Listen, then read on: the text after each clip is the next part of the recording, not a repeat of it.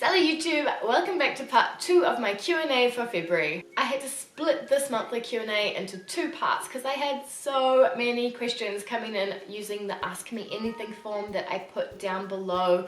I hope everyone's doing well. It's all good for me over here. Paris is getting sunny, there's blue skies out, and I'm just like, bring on the summer, it's almost summer. Okay, it's gonna be summer in like 5 months, but still. But anyways, we've got loads of questions to get into, so let's jump into it. The first question is from Paul, and Paul's asking me what my current level of French is and how long it took me to become fluent in French. So I've actually got a video of me speaking French, which I'll link up here because this video kind of explains all the things that I did wrong, which means that I'm only at a level, you know, between B1 and B2, if you're familiar with this referencing system, so upper intermediate after 4 years in France. My main problem is that I studied in English, I wrote my master's thesis in English, I always worked in English, and I kept my personal life largely in English, even with my French boyfriend, and I have a lot of expat friends, so it's really all the things you shouldn't do when you're learning French. I think if you really come here wanting to learn the language and you make the time to practice, it won't take you any longer than 1 year to become what we call fluent. Oh, and I just saw a second part to Paul's question. He asks if I find communication difficult with my French partner, and if sometimes it's like we're not on the same page.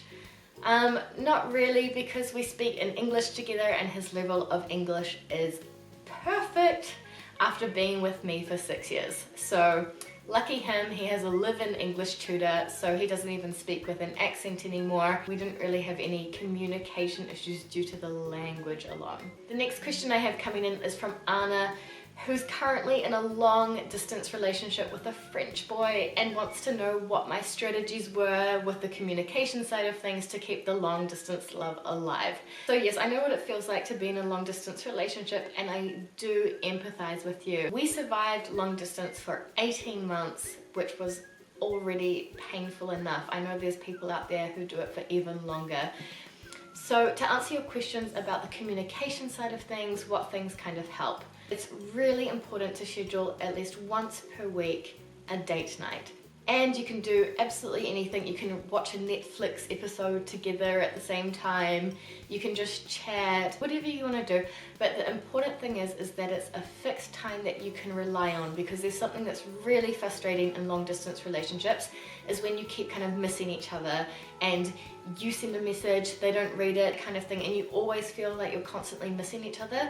So this time that you know that you can unite, it gives you a bit of security. You know that you're gonna have that time with them, and you're not constantly checking, you know, are they online, just in case that you could possibly grab them for a call or whatever, because you know that you've got your Saturday call fixed in stone, so it's less stressful for the rest of the time. I would say that if you use WhatsApp, you can send little messages, you can send voice messages, which is really nice. It's a bit more intimate. Because the biggest side of your relationship that you're missing is physical photos, videos, that kind of thing where they can see you is really important as well. And one of the most important things to do, in my opinion, is to have an end game. So what do I mean? I mean, whether it's just a fantasy or whether it's a reality, to be able to visualize and talk about the future in that you'll be together again. Even if you're just saying things like, wouldn't it be funny if I moved to France? What would that look like? Where would we live? What would our apartment be like? What could I do as a job? And even if it's just fantasy or if it really comes to be, I think it's important for you guys to imagine a life where the long distance ends and you come together again. The next question is from Noob. Love the name Noob. And Noob has asked me which French music I listen to, and I'm actually going to put a playlist in the description box below of my favorite French tunes at the moment. The next question is from Flavia from Brazil, who's going to be coming to Paris this summer and wants to know about the non-touristy things to do in Paris. And I've actually got a very exciting collaboration coming up where we'll be doing a video on that exact topic, so the non-touristy things to do in Paris. So watch this space. In the next few months there'll definitely be a full video dedicated to that topic. The next question is from Leia, and she has asked me why New Zealanders are called Kiwis. And for me this is so obvious that I didn't even realize that people didn't know why. Basically the reason is because we've got a native bird called the kiwi which is a very funny little bird. He has very tiny wings so he can't fly. He's blind and he's deaf. So he's a funny little bird who relies only on his sense of smell to be able to survive. So anyway, this bird, for whatever reason, is one of our native birds and it's our national emblem. So this is why we're called Kiwis. The next question is from Marie, and she asked me if I like the Flight of the Conchords, who are a New Zealand comedy duo who sing funny songs, and they've actually got a TV series and everything, and yeah, I find them hilarious. I'll put some links down in the description box below for those who are interested in checking them out. That's some funny Kiwi talent right there. The next question is another New Zealand one coming from Pauline, and she asks me, is it easy to find work in New Zealand if you're French? It depends what kind of work you do, but in general, yes, it is easy to find work in New Zealand because it's a strong, growing economy, so that helps. The unemployment rate is down at 5%. There are huge opportunities in the tourism industry, especially if you're French. That definitely plays in your favor.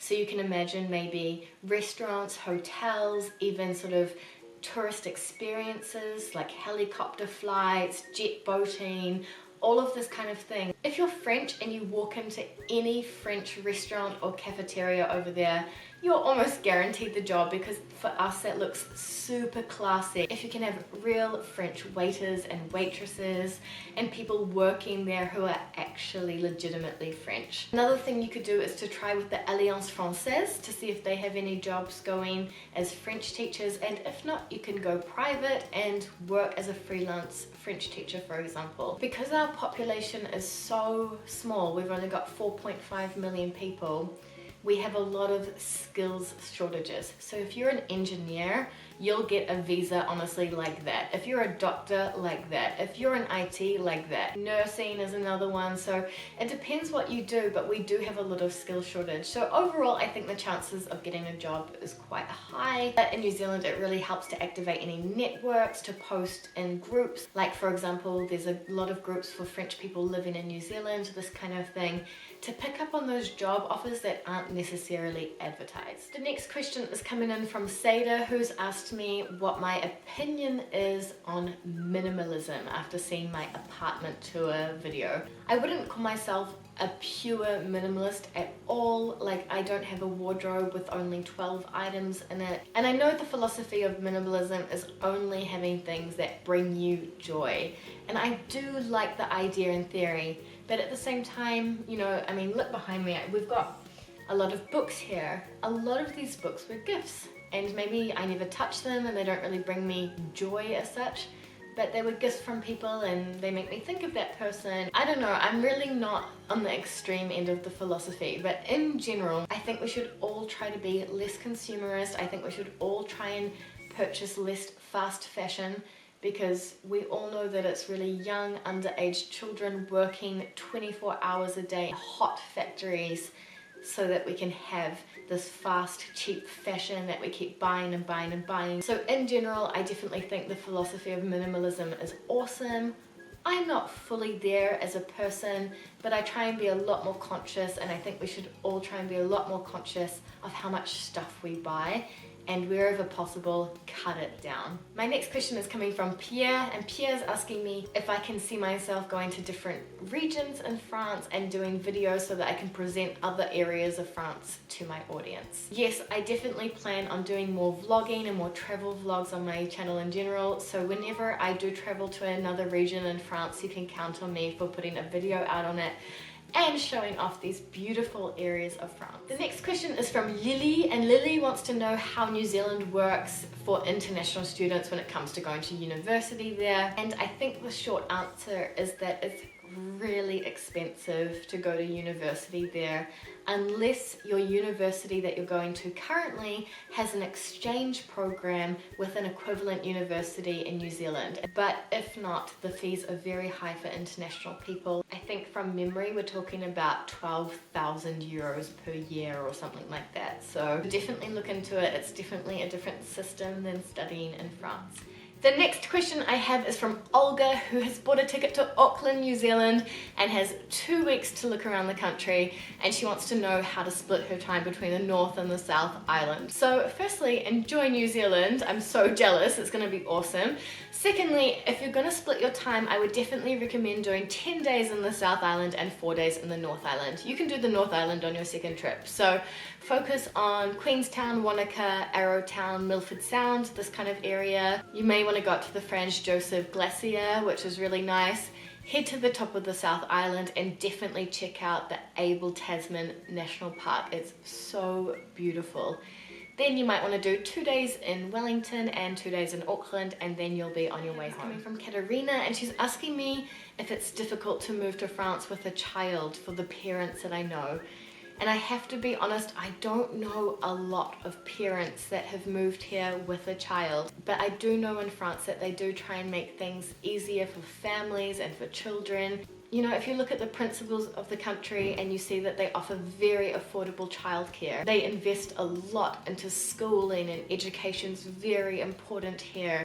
And for example, when the child goes to school, their lunches are provided and they get to eat proper filling meals, you know, for a very, very small price. And when I look at France and the way they tend to protect children in the family unit, you know, trying to, for example, offer tax breaks to bigger families and things like this, my general feeling is that you'll be fine. And also when you've got a child, you instantly connect with so many other people. So I'm sure there's going to be groups like Expat Mums in Paris, Expat Mums in France, whatever city you're staying in, and this kind of thing. So the next question I have from French Fancies is quite interesting, and it has two parts. The first part is, do I think it's easier for New Zealanders and Australians to meet long-term partners in France? And the second part of the question, French Fancy says that she's a bit chubbier and she worries about the stereotype that French men like kind of stick, thin French women. And will it be difficult for her to find someone over here in France? So to answer your question, I definitely think that New Zealanders and Australians are quite attractive profiles to French men. These are the kinds of countries that make them dreams. I think it automatically sparks a curiosity and it signals a kind of sense of adventure that's very exciting for them. So I think it's automatically you're interesting to French men. So I think that's already, you know, a good step one. More long term, obviously, it does become a bit tough because you're dating someone who's literally from the other side of the world. So if you're both very, very close to your family and need to be able to live near your families long term, I'm not sure that it will work. So it depends on the person. You know, if you've got someone that's more open-minded and although they love their family, they don't mind, you know, living away from them for 5 years, and then you can swap and do the same. If you're the kind of people that are more flexible and open-minded and well-traveled and this kind of thing, I think it can work really well, and you're always learning from each other in these kinds of bicultural relationships. To answer the second part of your question, at the end of the day, French men are men, and men have a variety of tastes, a variety of interests. I'm not gonna lie, it's popular for French women and especially Parisian women to be very thin. Does that mean that they're doing it for the men because the men really like it that way? I'm not sure. Maybe some French men do prefer thin women, but a lot of them, like a lot of men, also like boobs and bums and curves. And that's their flavor, you know. I'm a strong believer that there's a passenger for every train. Don't worry yourself, be confident, be smiley. That's what's going to attract a French man when you've got that positive, enthusiastic attitude. That's what's most attractive. At least that's what a lot of the French partners of my expat friends say. They say, we love that you laugh all the time, you're positive, you're optimistic, you're funny, this kind of thing. This is what excites them about dating foreign girls. So be confident, wear a big smile, and you won't have any problems. The next question comes from Odie, and she asks me what are the big differences between dating French boys and Kiwi boys. I'm gonna link for you a video up here, which I did with my friend Kate on the things we love about dating French boys. So you can go and check that out because I make a lot of references about what French boys do better than the New Zealand boys. And then if you want to look at my dating kind of culture shocks, I've also got 2 other videos on this topic, so I'll link them in the description box below. The last question from Laura is again on the bicultural relationship thing, and I'm definitely sensing a theme here, so I'm gonna bring out more detailed, in-depth videos on navigating bicultural relationships for sure. But one of the questions that Lara asked is, do I think through being in a bicultural relationship, we have certain strengths as a couple and then certain weaknesses as a couple as well? Definitely on the strengths, you could never get bored, you're always learning from each other. Your world opens twice because you've got 2 cultures and you see everything with 2 different eyes, which is really exciting. For the weaknesses, you've got to be super explicit because the things that you assume are normal and you don't even need to talk about them need to be talked about.